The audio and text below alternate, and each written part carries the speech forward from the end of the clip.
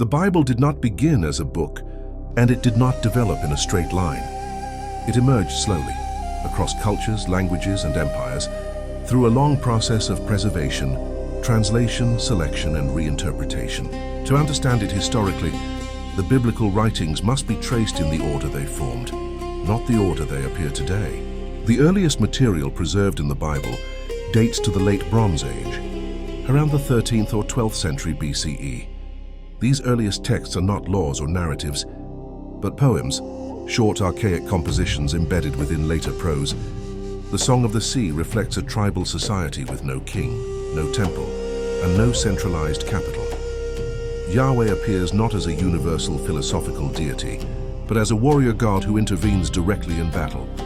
The language of the poem preserves archaic grammatical forms and theological assumptions that predate monarchy and institutional religion. Not long after, the Song of Deborah captures another moment from pre-monarchic Israel. It describes a loose coalition of tribes temporarily united by shared worship and military necessity. Some tribes appear prominently, others are absent, revealing a fragmented social structure that existed before later political consolidation. These early poems preserve Israelite religion in its rawest form, before codification, before centralized authority, and before strict monotheism.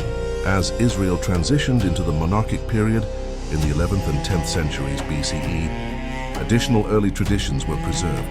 Texts such as the Blessing of Jacob, the Oracles of Balaam, Psalm 29, and the Song of Moses contain linguistic features and theological ideas that reflect an older West Semitic worldview. These passages suggest a time when Yahweh was understood as supreme among divine beings, rather than the sole metaphysical entity of later theology.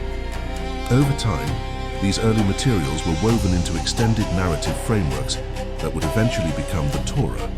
This process unfolded over several centuries.